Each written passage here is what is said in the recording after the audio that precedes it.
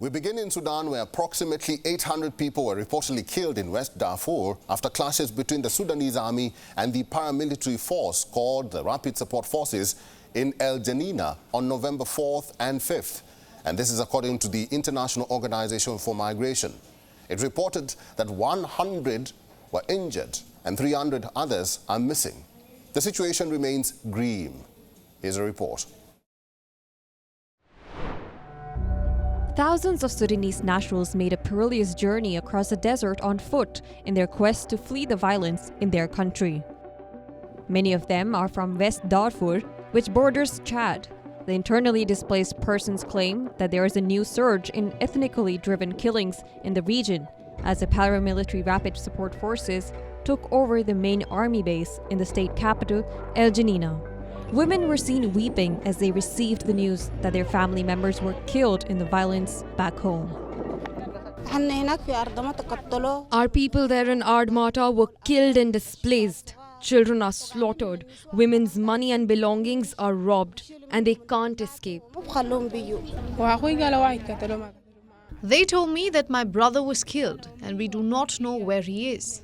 I, my mother and my sister's children came to Chad. We don't know where my father is. We couldn't find him. They burned everything and took everything. We did not bring anything with us, only God and our clothes. News and aid agencies had previously reported that between April and June this year, the RSF and allied Arab militias conducted weeks of systematic attacks. The Masalit, Geneina's major ethnic African tribe, was allegedly targeted as war raged between the RSF and Sudan's army.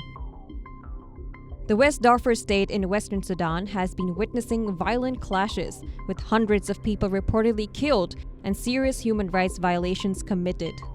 The International Organization for Migration says that nearly 700 were reportedly killed, 100 injured, and 300 others went missing in West Darfur state in clashes between the Sudanese armed forces and paramilitary Rapid Support Forces in Geneina on November 4th and 5th.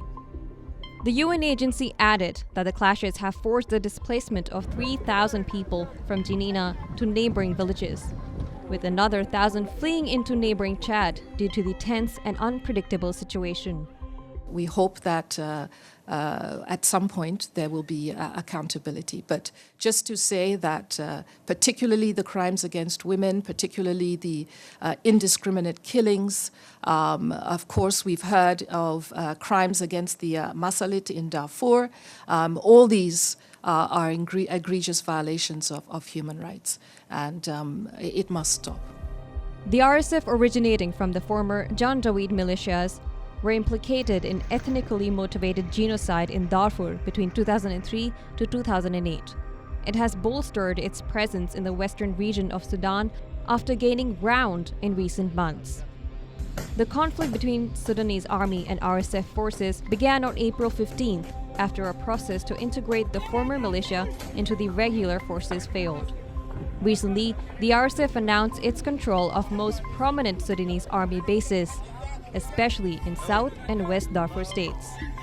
I will continue to call for all the parties to Sudan's conflict to abide by their obligations under international human rights and humanitarian law. This is not optional. These attacks should cease and those responsible held accountable. Deadly clashes have been going on between the SAF and the RSF in Khartoum and other areas since April 15th. At least 9,000 have died and over 5.8 million have been displaced within and outside Sudan. Around 25 million are in need of aid, according to the latest UN report. More than 500,000 people have crossed into the Chad, mostly from West Darfur. Chad border guards say the daily number of those fleeing from West Darfur surged to over 3,000. UN officials in Chad says thousands more were expected to cross, but were prevented from doing so by RSF forces demanding money. Bureau Report, WION World is One. WION is now available in your country. Download the app now and get all the news on the move.